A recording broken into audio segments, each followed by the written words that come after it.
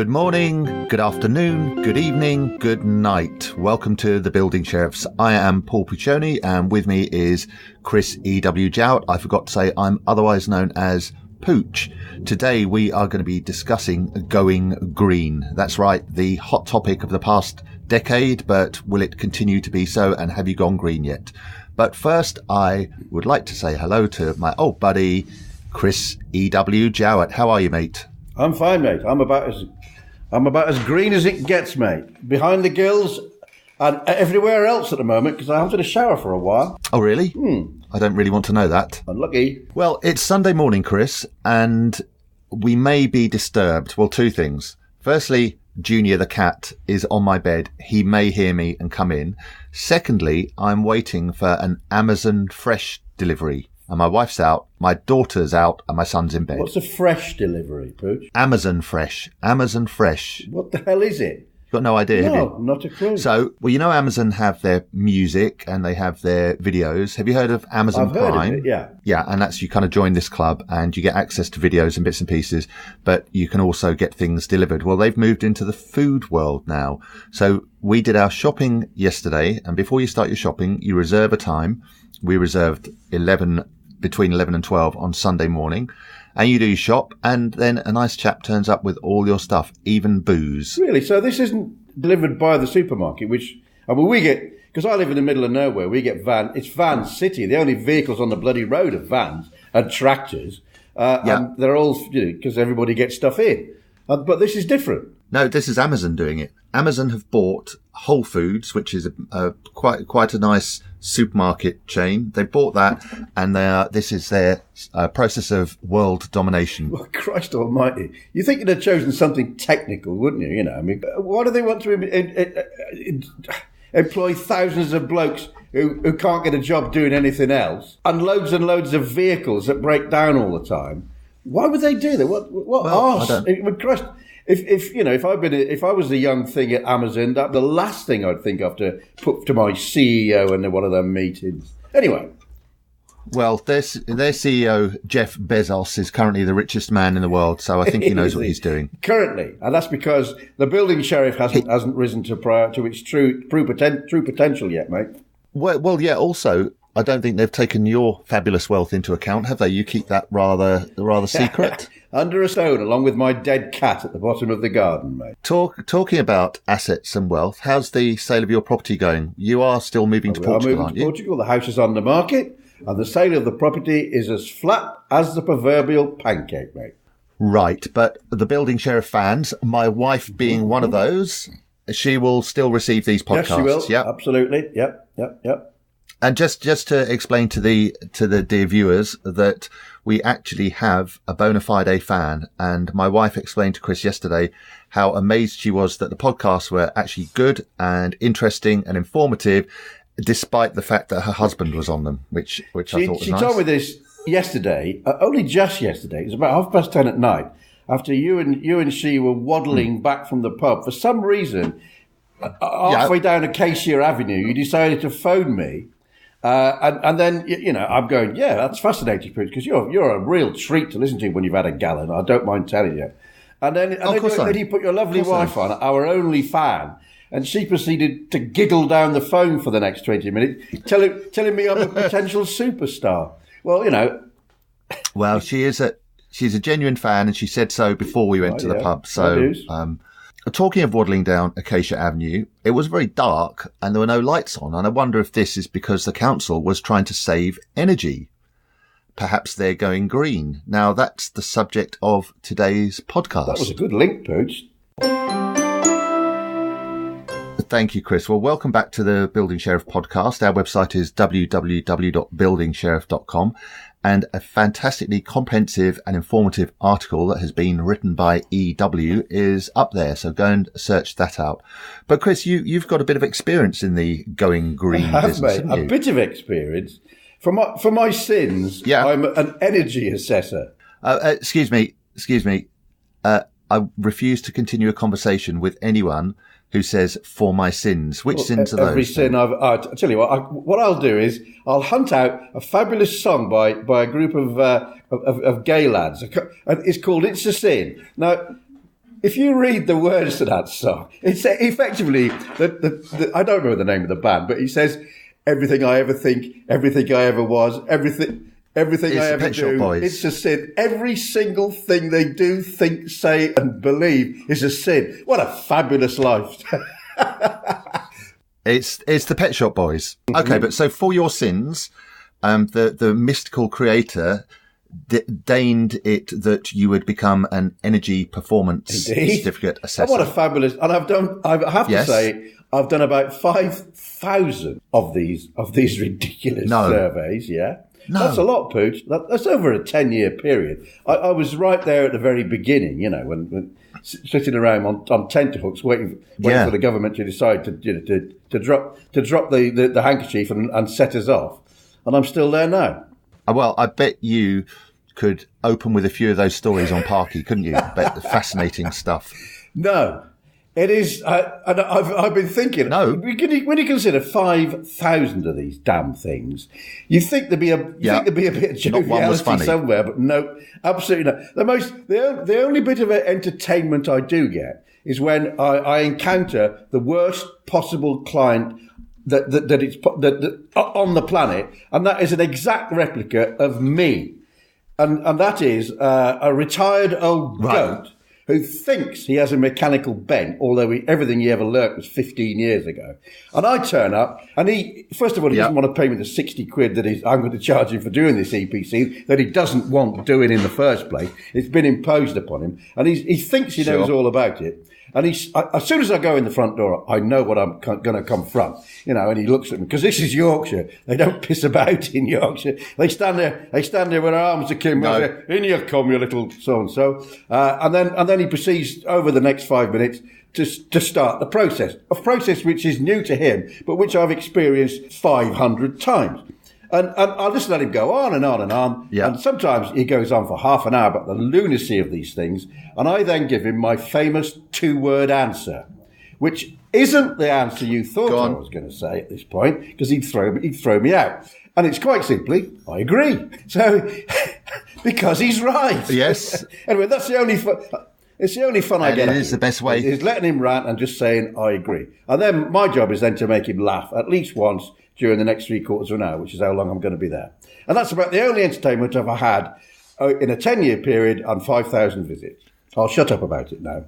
I think that story has just proved the point, QED. And the point being? That there's not much fun in EPCs. No, there is not. No. So, Chris, going green, we all know various things. I mean, we turn the lights off before we go to bed, and now not to leave your TV on standby, turn the heating down a little bit, bits and pieces. You have done a lot of work at your own place and being somewhat of an expert on this subject. Can you give us a few tips, the things that you actually think are worthwhile and things that are a complete waste of time? Yeah, things that are worthwhile, right? Okay. One is particularly good if you live in an old house, and that's block your flue up, chuck egg. Block it up good and solid. If you've got a fireplace and you have a fire, the flue will be open, and you probably don't have a fire right throughout. Well, certainly all day long and all the way through the summer when you may still have your heating on. If you take an old pillow, ram it up the flue, because the flue's job is to extract heat from the house, and it's incredibly efficient at doing that. And during the summer, it's extracting not the fire's heat because you haven't got one, but your central heating heat. And it's shoving it up into the chimney, to warm the blackbirds. You don't want to do that. Block the flue up when you're not using it. That's a pretty good one. Stick a bit more insulation on your hot water cylinder and fill your loft with insulation. 400 millimeters, not a drop less. That will seriously help. You can do other things, which I will discuss if you want me to, but those things cost virtually nothing, Put a jumper on, for God's sake. Yeah, we've mentioned this before, but when you fill your loft, and Chris says 400 millimeters, don't buy 400 millimeters and then put loads of boards over it and compress it, because it's not the insulation that's keeping you warm. It's the air trapped therein that is being heated and keeping you warm. So don't squash that up, because if you squash it up, you'll have less insulation. It's a waste of time. Yeah. Boilers, Chris, that's another thing. I think inefficient boilers. I mean, heating is the main thing. I mean, obviously lighting, heating, blah, blah. the kind of everyday things that we take for granted. And if you've got an old boiler and it's chugging away and it's seriously inefficient, surely that's quite a big waste of money. It is indeed. One of the first things I did in this house was take this thing out that probably Noah fitted, which I looked it up on, right, because if you're technical, you can look these things up. It was 73% efficient, which, if you don't understand 73% efficient, it means that 27 pence out of every pound worth of oil, in my case, that I put into that damn thing, went up the chimney. So that's that. In other words, 27% inefficient. Only, yeah, you got the gist. Now, if you buy yourself a brand new condensing boiler, something like 9p of every pound goes up the chimney. That's a heck of a lot less. You'll make your money up. So in real terms, that's probably the equivalent of, if you have an old boiler compared to your new boiler, leaving a few windows open. It is. You are just letting heat out, and you've paid to create that heat. You want to keep the bloody stuff in, big style. Is this, I've kind of wrestled with this a little bit, is this kind of a moral thing or a money-saving thing for most people, going green? What did the man with the fez on say? Oh, it's not the principle, it's the money. Oh, it's the money. Yeah. Well, and that's the point. It's the Tommy Cooperism that do people do this because they want to save money? Because if there are no money savings, why are we doing it? This whole ludicrous assertion that we're saving the planet. We're not saving the planet. We're saving ourselves. If we become extinct, the planet will return to its full glory in, 500,000 years, 200,000 years. The planet doesn't give a monkeys about us. We give a monkeys about us and our children. So from that point of view, it's a moral thing. But I think the only way people do it is they install solar panels on their roof because they think that they're going to get free heat. They do. A lot of people install solar panels on their roof because the neighbours have installed solar panels on their roof. And you've got to keep up with the Joneses in this world, mate. Talking of keeping up with the Joneses, I read this quite interesting thing this morning. Just woke up, got the laptop on, and I've flicked through the Sunday morning papers, and there was an article about being posh. And it was what's posh and what's not, your 2018 guide. Poshness to many people is appearances, isn't it? Keeping up appearances, Hyacinth UK. Yeah. Here we go. 25 things that are definitely posh in 2018. Rescue dogs. It's posh Christ, to have a rescue dog. That means I was posh way back in 1975, mate. Having your own wind farm. Now that ties in with that. If you've got your own wind farm, that means you've got a field to spare. That means you've got several fields. If you've got several fields, it means you're a successful farmer. And successful farmers around where I live, mate, are the poshest, well, not so much them, but their wives are the poshest things that ever set foot in booties, mate. Rewilding your garden. An unkempt garden is posh. So your garden's all right, isn't it? That means when you go around the average council estate, does that mean that a car on bricks in the front is posh? Well, and then that takes us on to the next one. Remember the Robert Peel in Kingston, where they used to have strippers at lunchtime? Do you remember the Robert Peel pub near the Cambridge Estate, where Bobby O famously went one time, and he was with Richard Scarfe, and the second he walked in there, the second the girl walked out onto stage, he shouted, "Get him off." It was original, wasn't it? I know, it was original, yeah. Lunchtime drinking, that's posh. Is it?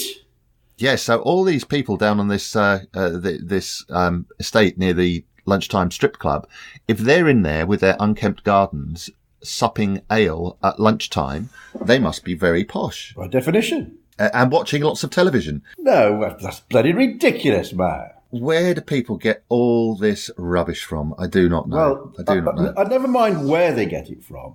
If Burks like you didn't read it, they wouldn't produce it, mate. So, what is it, chicken or egg? I don't know.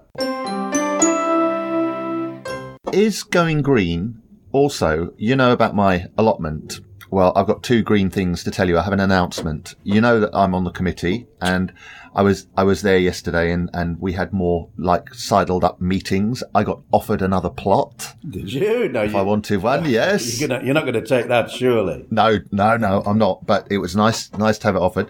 Well, I installed a solar panel on my shed.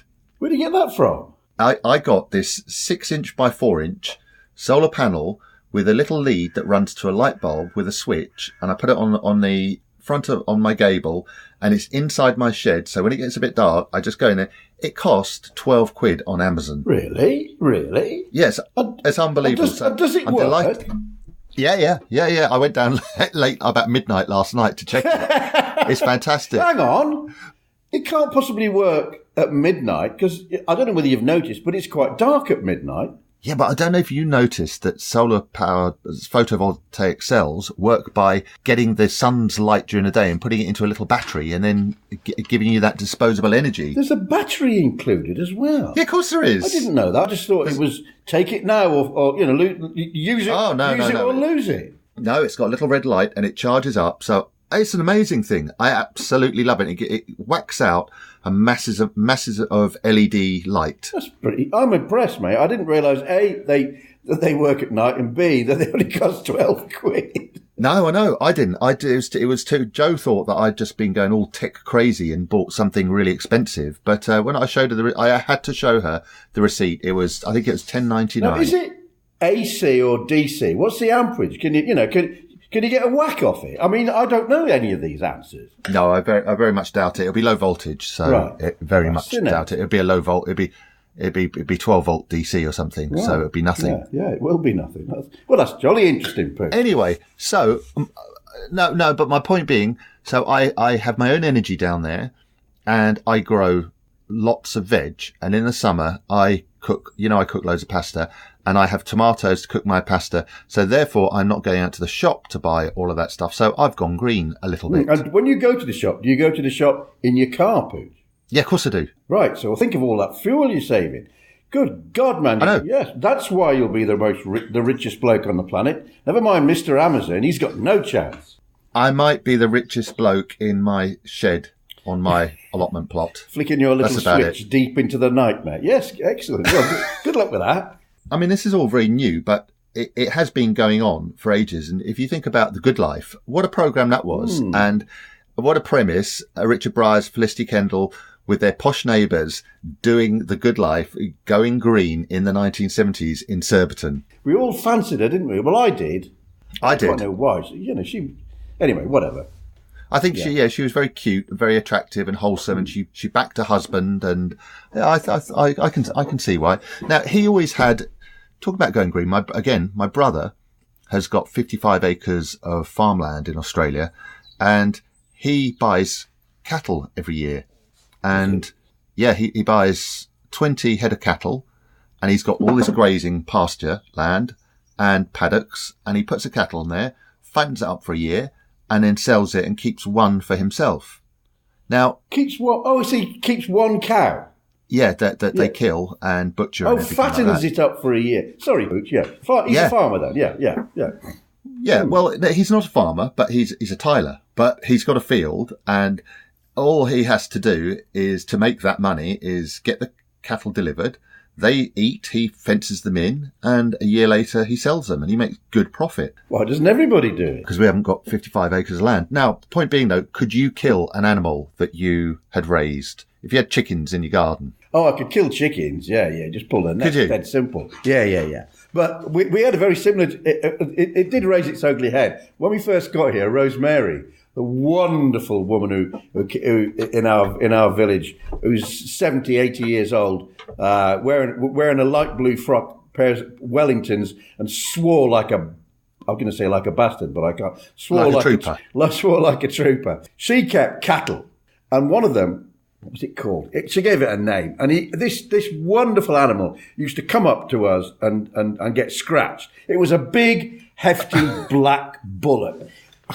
She gave it a name, and then she topped it, of course, because that's what it's all about. Yeah. And not only could I not have done that, but my wife, the lovely Janet, wasn't even prepared to take some of whatever this animal's fabulous cuts of meat, stick in our freezer. Because she stroked him, she wasn't going to eat him. And I was really annoyed at that. I was really annoyed at that. No, so I couldn't kill a cat. I couldn't kill a big beast, but I could certainly eat it.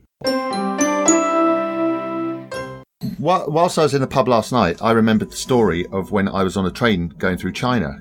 I had to go from Guangzhou up to Beijing on this train, and I got chucked off the train in the middle of the night. And I was the train stopped. It's because they have two forms of currency in China. Well, they did back then. I'm sure it's the same now. They have the local currency and a tourist currency. And I'd paid my ticket with local currency because it was cheaper. The guard saw that, emergency stop, chucked me off the train. There were soldiers on the train, and I had to walk about 4 or 5 hours to the next train station.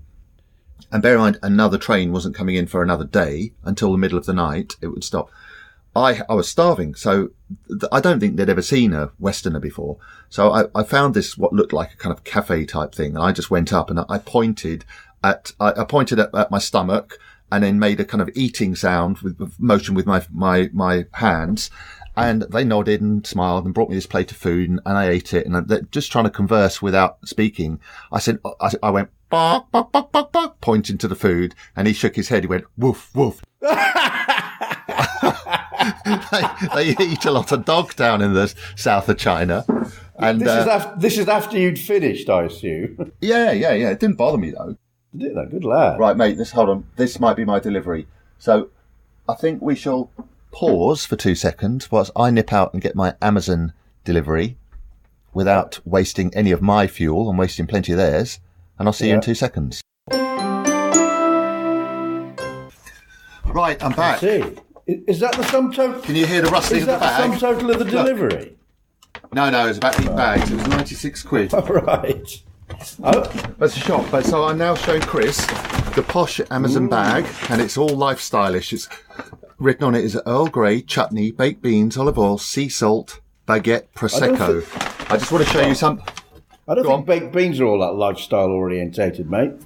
No, I think posh people like baked beans. Do they? It gives them a connection with the poor people. Yeah, and they have it for supper.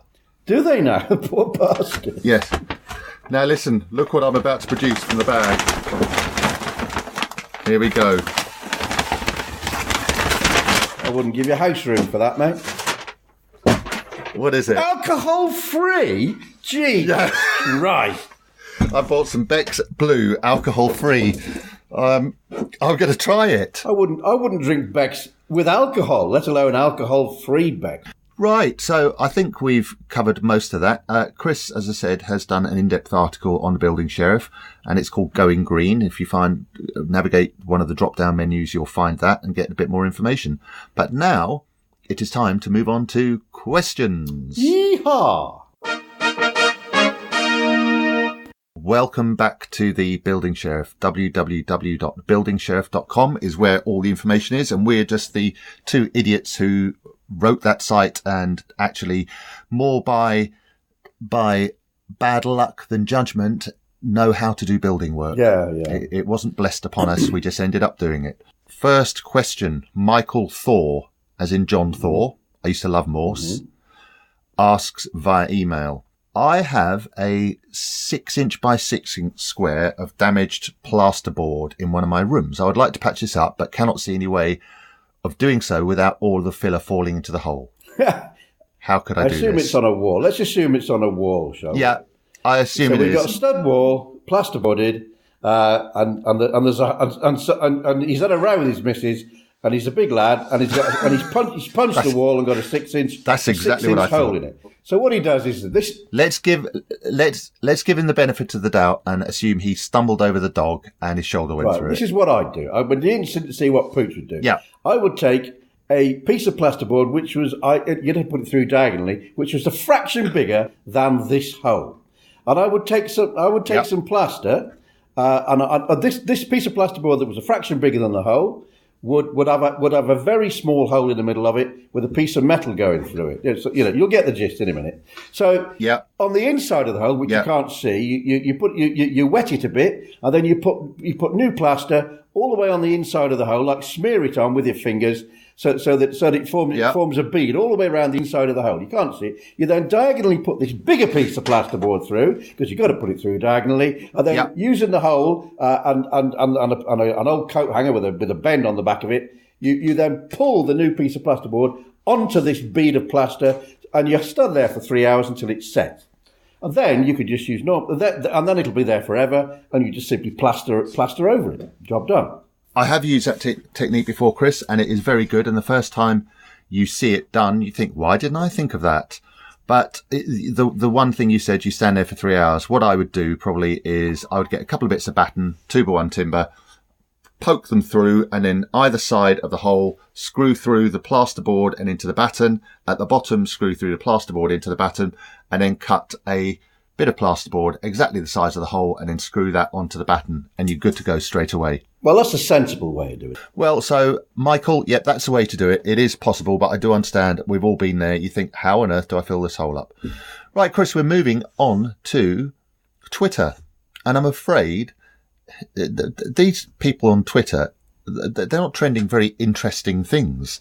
Today is hashtag Sunday morning. Well, bugger me. Yeah, exactly. What a revelation. I know. I mean, they're not very exciting. Most of the people who are on Twitter are probably still in bed. So it's probably the middle-aged so-and-sos like you and I on Twitter tweeting about reading the papers. What's your ideal Sunday morning? Leaving out the obvious Sunday morning thing. Yes. Right. Well, my ideal Sunday morning is a bloody great fry-up. Yeah. And not going on my walk. Right, because my walk is incredibly strenuous. Yes. But I don't get the bloody great fry up because, oh God, I've been brainwashed by various people, one of whom lives with me, into the the derogatory effects of eating like a monster. So what did I have this morning? Oh, that's right. Jan went to the shop and came back with half price Christmas stuff that hasn't sold. One of mince pies. Yeah, and one of them just stolen. Every time I open this stollen up, I say stollen, yeah, much to her annoyance. And we have bloody stollen for breakfast, stollen for dinner, and stollen for bloody tea now. I'll be glad when the bloody thing's finished. So this morning we had coffee and stollen for breakfast. Now that's not exactly healthy, is it? But apparently we're having brunch. We're having brunch in a bit, so whatever that is. And then what will you do? Will you go out for a stroll hand in hand with delightful Janet along Lovers Lane?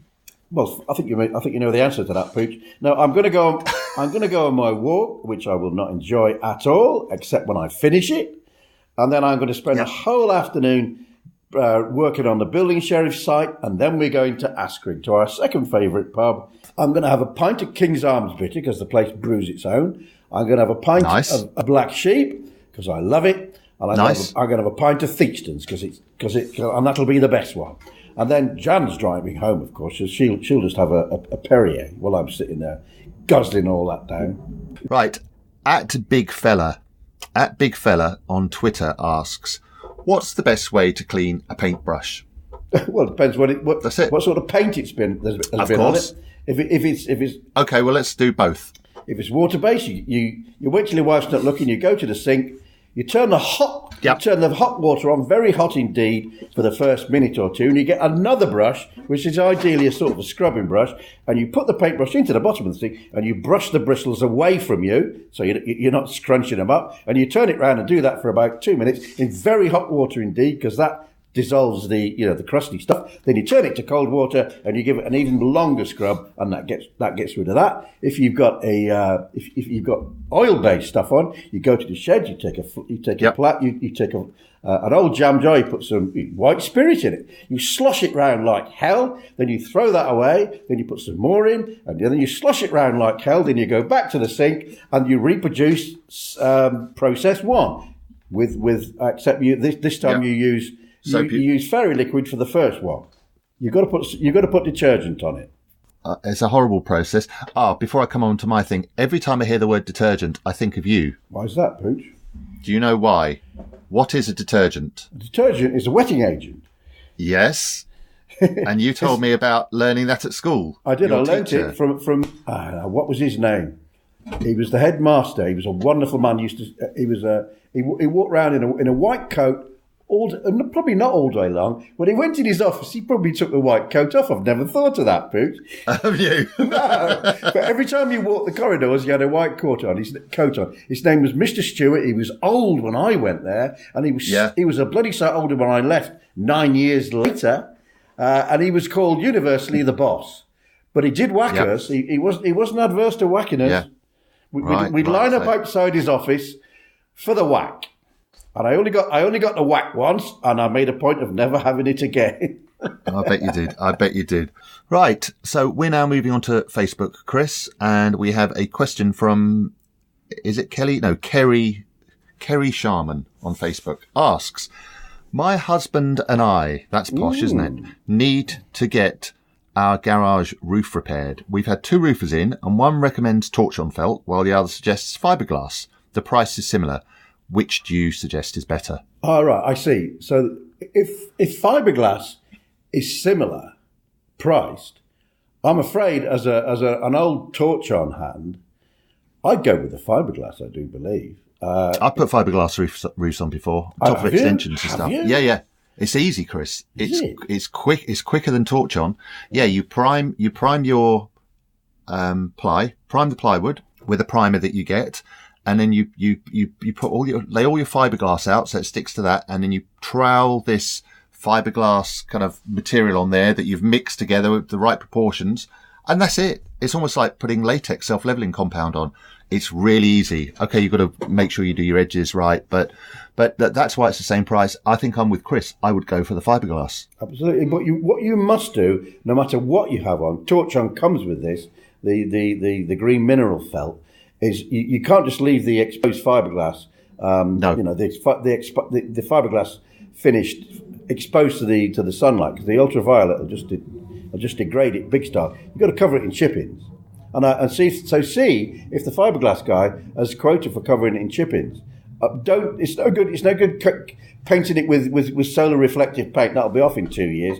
He's got to cover it with 2 inches of chip-ins, and that will cost a lot more money. But whereas the torchon comes already with green mineral on it, which effectively does the same job. So find that out before you accept any prices. And one of the reasons I was interested to find from a building inspector years ago was that the reason you put chippings on a flat roof is also for firework night. If you all of that all year for bloody fireworks night. Yeah, well, but it does also act as a solar reflector as well. Yeah, it does indeed. Old Guido Fawkes has a lot to answer for, doesn't he? Okay, Chris. Well, I think that wraps today's episode up. Again, I'll just reiterate, if you want some more information, go to www.buildingsheriff.com. I am now off to pack the fridge up with all of our Amazon fresh stuff. I'm going to go down to the shed to test my light bulb again. That's what he says. That's what he says, Norman. That's what he says. Man needs a shed, and it's not just to flick his light bulb on and off either. Oh, and an update on my old man. I'm going to hospital to see him, and it was an appendicitis. Was it? So they've diagnosed it? I assume they've whipped his appendix out, or will very, very shortly. No, they haven't. It's inflamed, and he's got antibiotics. But the thing about my dad being Italian and mental is that he doesn't really listen to anything anyone says, and just then he tells jokes with no punchlines and laughs his head off. I mean, he's an odd thing, but they told him it was appendicitis, but he didn't get it. So I had to go in yesterday and tell him in Italian that it wasn't something nastier. And the look of relief on his face, Chris, was unbelievable. Because when he'd been talking about that, he kept pressing his stomach, this lump, something hurts. I knew he thought it was cancer. And when I told him yesterday that it's an appendice infiammata, he just couldn't believe it. It was like I just said, you are going to get that bike for Christmas. So he's not going to be popping down the Albert for a few then, is he? Sneaking off at 8 o'clock at night. He may well be. Do you remember Special Brew when he did that? Special Brew was a man who went to the Albert pub in Kingston. He drank a very great deal. They told him if he drank anymore, he was put in hospital. And they told him if he ever drank again, that'd be the end of him. He lived for his Special Brew. He left the hospital, went to the Albert, drank a gallon, and died the next day. There's a man who's in control of his own destiny. You've got to admire. You've got to admire a man who can make that decision. Ultimately, none of it matters. Great. Okay. On that cheery note, I will say goodbye, Chris, and speak soon. And I will say bye-bye, everyone. Bye-bye. Always we missed you, Sooty. Always the beachy trouble's always brewing, but really we must be fair. He's the cutest, sweetest, lovable teddy bear.